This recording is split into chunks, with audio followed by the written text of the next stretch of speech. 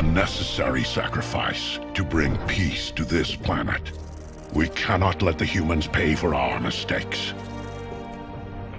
It's been an honor serving with you all. Autobots, roll out! We roll. Optimus Prime.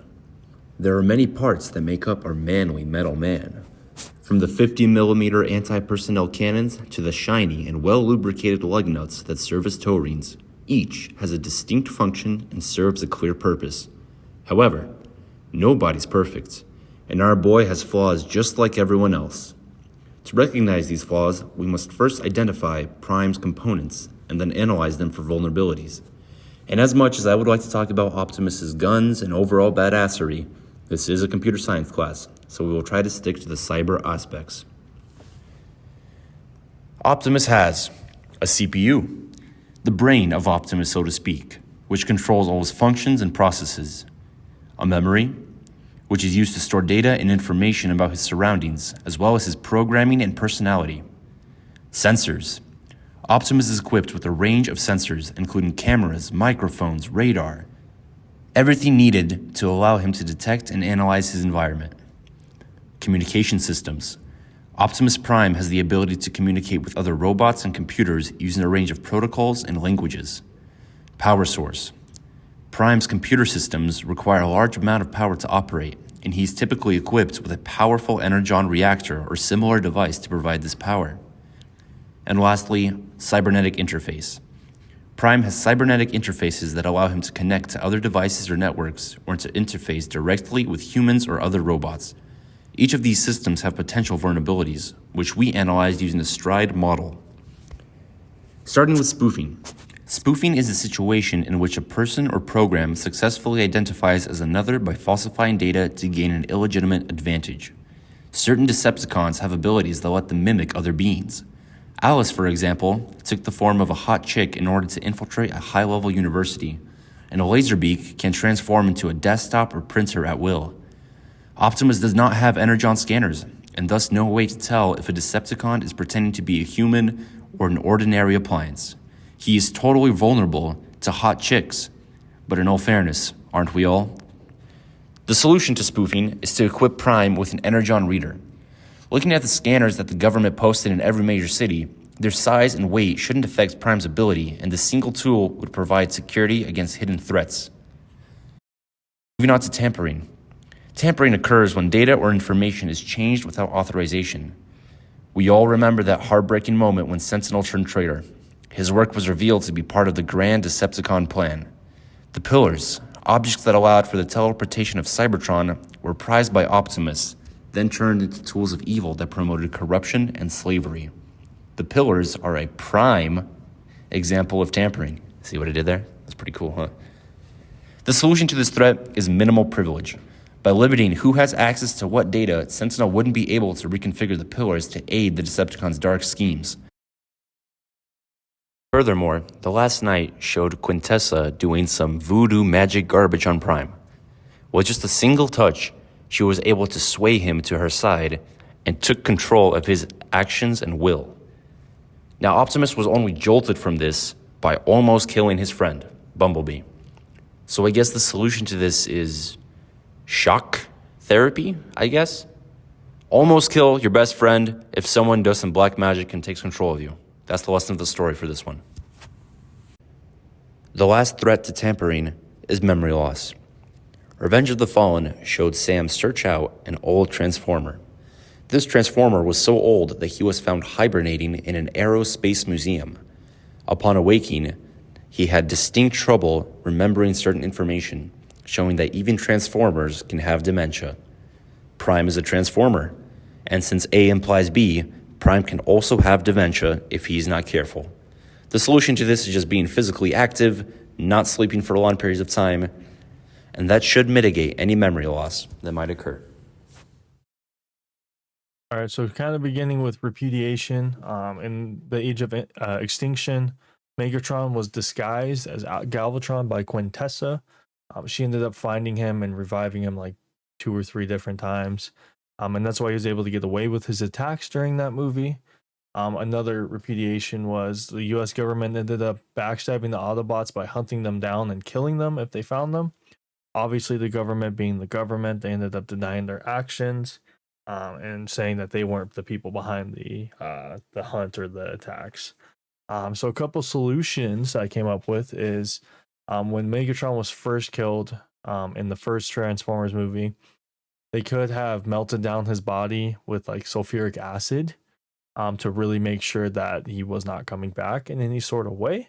They also could have heated up his components to melt them down to make something else like another Autobot, or something along the lines of, using his technology to create something more advanced.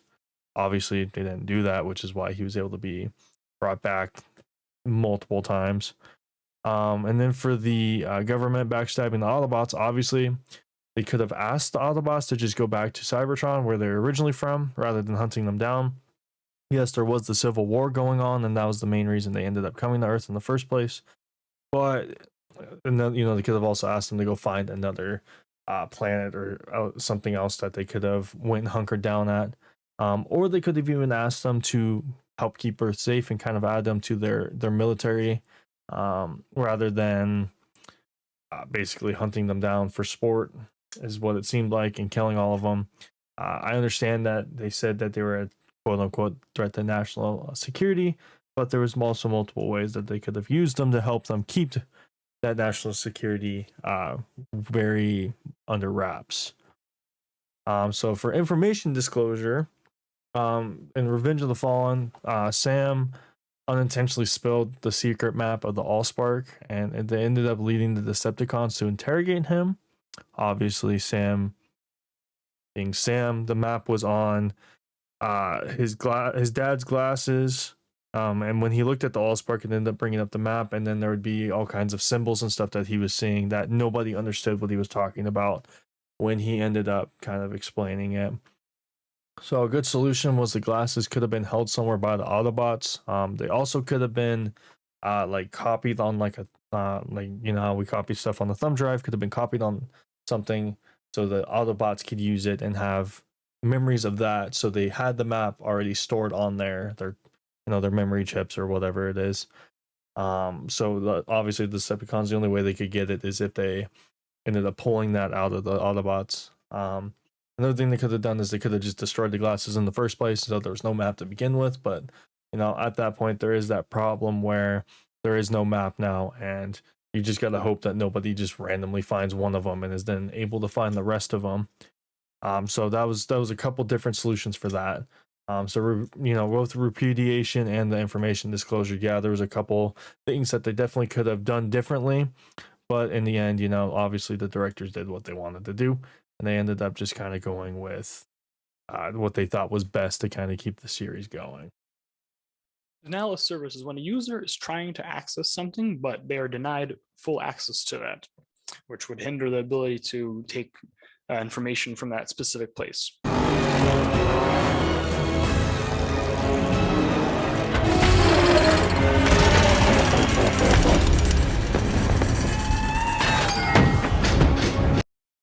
In Dark of the Moon, Prime is shown seeing his trailer of weapons and various other technologies. This could hinder the ability of how they would fight, and it can change the fight completely for all the Decepticons and the Autobots. It kind of seems like a flawed system almost. The trailer is such a weak part or like body of the whole truck. The truck itself is Optimus Prime, but the trailer is just, it sticks out and it seems very bad. But a fix that could happen, or that could be applied here, is that the technology could be embedded into Prime himself. Rather than having a trailer with added technologies, we could have it just in Prime, and we don't have to waste the trailer space and having that like flawed system on him. Our entire space race of the 1960s, it appears, was in response to an event. Our astronauts investigated a crashed alien ship. No survivors on board. The ship's name was the Ark. I watched it escape Cybertron myself. It was carrying an Autobot technology which would have won us the war. And its captain. Another example of denial of service is when the government, the human government of America, knew that the Autobots Ark was on the moon, and they had a mission go there, and they explored it, but they didn't tell the Autobots about it. But later you see in the movie that it was a trap by the Decepticons and whatnot. But they needed that valuable, crucial information that could have been on that Ark, so they went there. But the solution to that was shown in the movie, that the Autobots convinced the humans to take him there and to show them where it's at. So the Autobots had a chance to go there, gain the intel they needed, but later learning that it was a trap. Elevation of privilege. This is when a person is trying to gain more power over somebody or over a technology to gain crucial information from that. Soundwave reporting, Lord Megatron. Autobots have taken the bait. They've discovered the Ark and returned with its cargo. You did me great honor tracking that ship to the moon. We can see that Laserbeak in Dark of the Moon is seen spying on Optimus Prime and gaining intel about when they went to the moon. Since the Decepticons set the trap, they would want to know if they actually went there and try to get Sentinel off the moon, which Laserbeak was sent to spy on them, which he was elevating his privileges and seeing what the Autobots were doing. A possible solution to this problem is having a detection system that could detect if there are Decepticons nearby. Optimus Prime has many sensors and different various technologies that could maybe possibly do this, but not to our knowledge that he has the specific one. But this would be super cool to implement, having like a local radar of knowing if there's a Decepticon.